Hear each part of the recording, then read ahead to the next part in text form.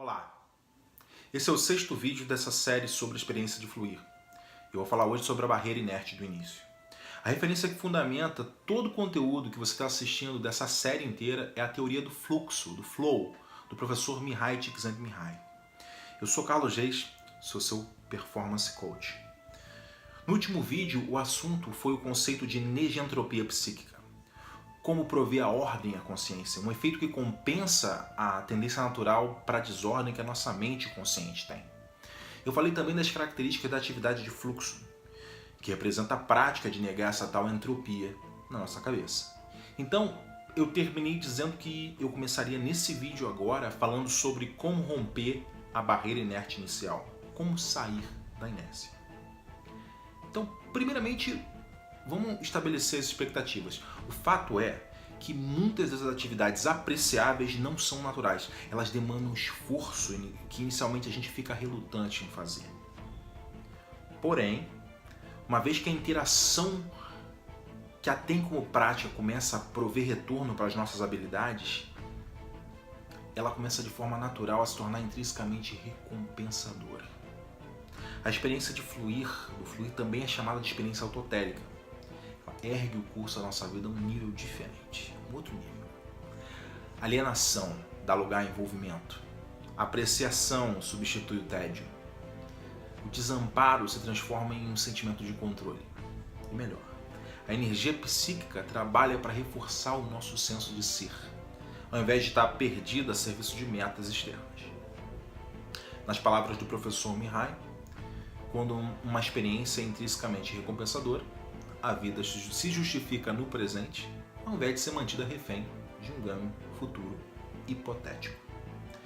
Então, onde é que está a chave para sair da inércia e encontrar as atividades de fluxo? Isso é uma conclusão natural do que eu acabo de dizer. Você vai concordar comigo? Essa chave para a atividade de fluxo se encontra no crescimento do ser. Eu preciso sentir que eu estou crescendo naquilo que eu estou fazendo.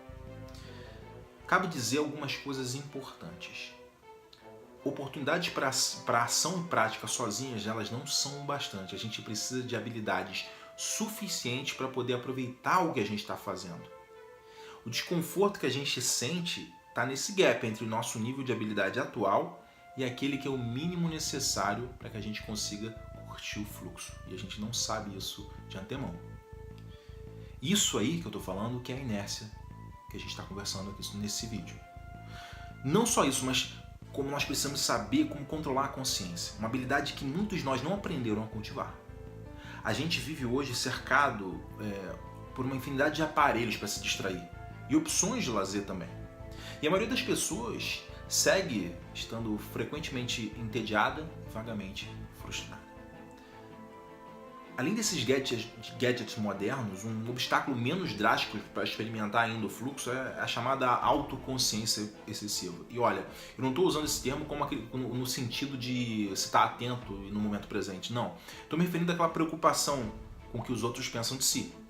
Uma pessoa que está constantemente preocupada com o que os outros estão pensando, como que os outros irão percebê-la, alguém que está com medo de causar a impressão errada, de alguma coisa, de dizer alguma coisa ou fazer, alguma coisa não apropriada, essa pessoa também está condenada a ficar permanentemente excluída da experiência de apreciar o momento.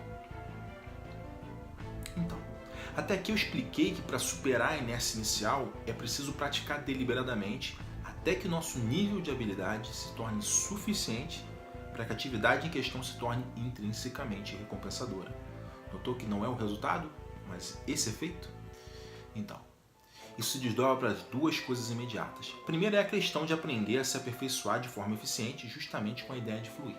E, segunda coisa, é de que forma movimentar as condicionantes para que o fluxo advenha naturalmente. Condicionantes do ambiente, tá?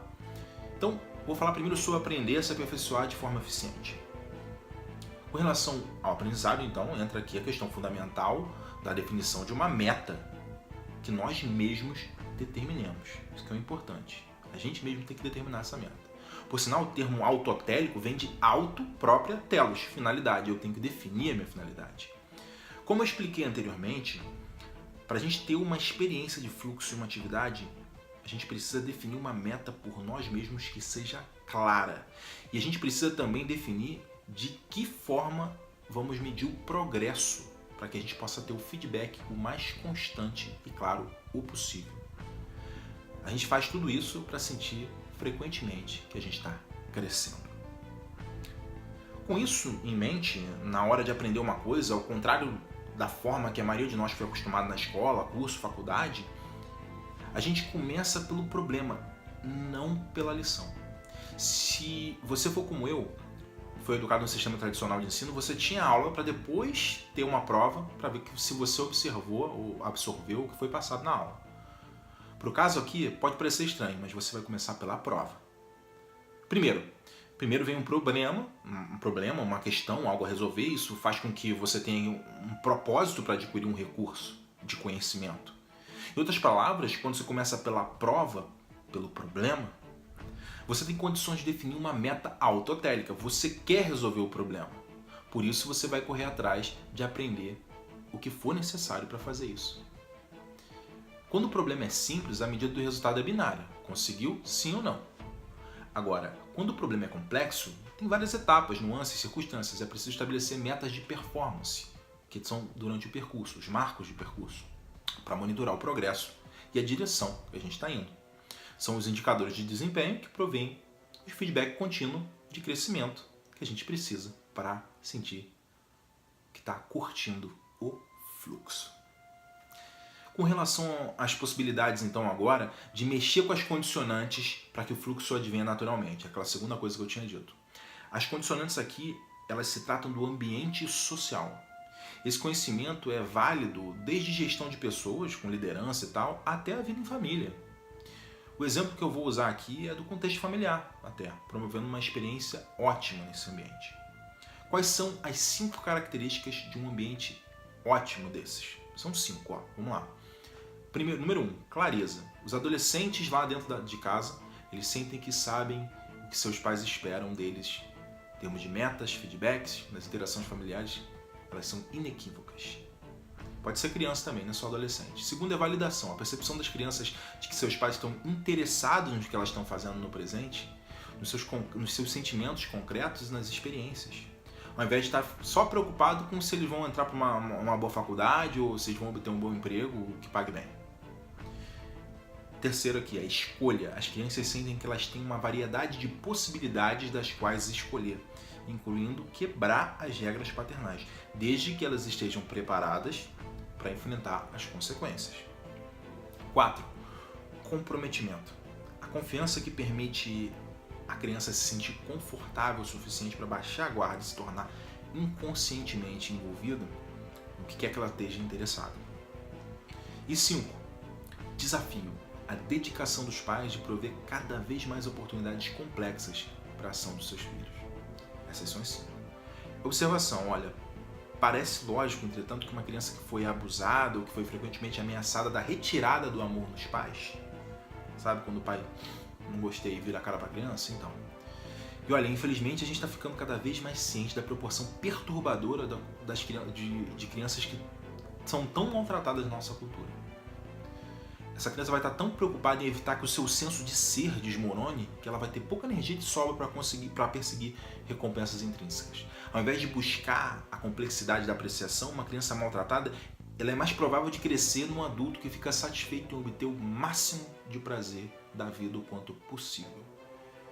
A pergunta que eu te faço é: você compreende agora onde começa o problema que pode levar o teu filho a usar drogas? Então tá. Hoje a gente falou da barreira da inércia inicial, da natureza dela, o que é necessário para romper essa barreira. Falamos também do desafio de estruturar inicialmente uma prática para adquirir um conhecimento ou uma nova habilidade. E a gente falou das características de um ambiente favorável ao fluxo, aquelas 5 que eu falei agora. Eu espero que tenha gostado desse vídeo e que esteja gostando da série. Queria te pedir para você deixar teu like aqui embaixo. Se inscreve no canal, ativa o sininho aqui para ser avisado, entendeu? Para você ser avisado quando saírem os novos vídeos. Qualquer dúvida, protesto, elogio, pode escrever aqui embaixo que eu respondo, tá bom? No próximo vídeo, o assunto vai ser fluir e a postura de enfrentar novos desafios. Até lá, forcinho!